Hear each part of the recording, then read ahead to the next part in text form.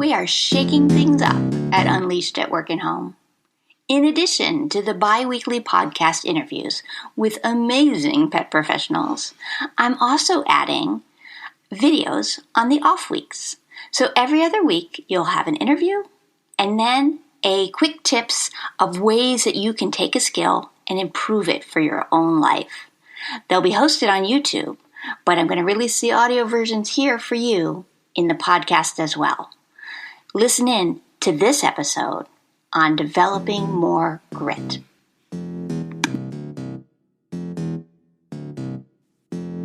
Today on Unleashed at Work and Home, we are talking about grit.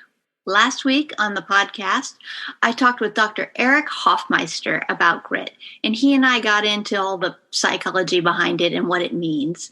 Today, I want to take it down to a more personal level and talk about what it means for you and how you can work on developing more grit in your own life.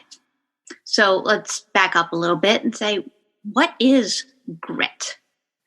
Well, grit is a combination of passion and long-term perseverance. It's moving toward a goal gradually over time, sticking with something. So it's a little bit different from, diving in and getting really fixated on something for a while and then losing interest and moving on to the next thing. Grit is about staying power. It's staying in love, consistency over time toward a particular goal.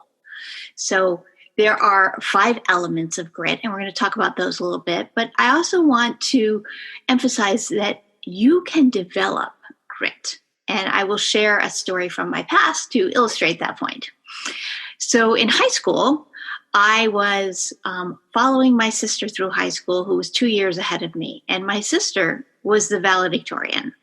So year after year, as she went through school, she got straight A's and always took the AP classes and studied all night long. She was diligent. She was gritty. I was not. I got good grades. I got, B's. I did enough to get by, but I wasn't passionate about it. I wasn't continually trying to improve on my own scores and learn what I could do to do a little bit better next time. I still recall one night before final exams, I was using the study packet for my algebra class and doing the work in the packet to prepare for the exam. I thought that was all I needed to do. And I heard my sister say that she was going through every single homework assignment from the entire year and redoing every problem that she had gotten wrong on homework assignments. Not only did I have no idea what problems I had missed on all those homework assignments, I didn't even know where all those homework assignments were. I had not been tracking that and doing the continual improvement required to be really at the top of my class, which she was doing. So I thought, maybe I'm not so smart, maybe I'm not so gritty. Well, those things were both wrong. The piece that was missing for me was passion. So passion is a very important element of developing grit. And for me, the passion kicked in when I started working with dogs. So I became fascinated by dogs and dog behavior, and then as an adjunct to that, human behavior. And oh boy, did I develop grit. So the 5 characteristics that we want to be thinking about for grit are, first, passion. What are your interests? And you're going to have to dabble a little bit to figure out what are the things that light you up. It is completely reasonable, normal, and expected to have to try things out and find some that you really don't like before you find the ones that you really do, the ones that you're willing to commit to and that you feel a long-term enduring interest in. So first off, finding your passion. And then the next element is practice. And practice is all about continual improvement on your own best scores, not comparing yourself against anyone else. Because if you're busy comparing yourself against someone else, you're likely to be very discouraged. We call it the compare and despair syndrome, where you look at someone else's performance and you say, oh, I'll never measure up. But that's not the performance you should be looking at. You should be looking at your performance from yesterday or 2 weeks ago or 2 months ago and saying, wow, look how far I've come. What's one little bit that I could do better tomorrow? So with performance, it's always about your scores, and it's always about how you move forward. And so as I say that, I realize score sounds very analytical.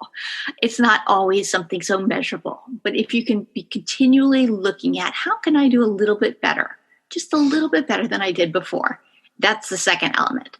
So we've got your passion, your interest, and your practice, your willingness to commit to this and be consistent over time. The third element is purpose. Attaching this work to some deeper meaning makes it more likely that you'll stick to it, more likely that you are going to endure through the tough times, because there are always tough times when you're working. That's just part of life, isn't it? So the purpose piece helps you see how your work fits into the bigger picture. And we had a great episode on Unleashed at Work and Home with Zach Mercurio, where we talked specifically about purpose. It's episode number 38, and you may want to go back and listen to that. I'll link to it in the notes. So we have your interests, we have your practice, we have your purpose, and the fourth thing you need is hope. And hope is about the belief that things can and will get better. It's an optimistic view of that if you put the work in, that you will get the return from it. The fifth element is community. Surrounding yourself with people who are also working toward their goals is inspiring, motivating, and helps you stick to yours. So you've got your interest, you've got your practice, your way of getting a little bit better each day. You understand the purpose and how this all fits together.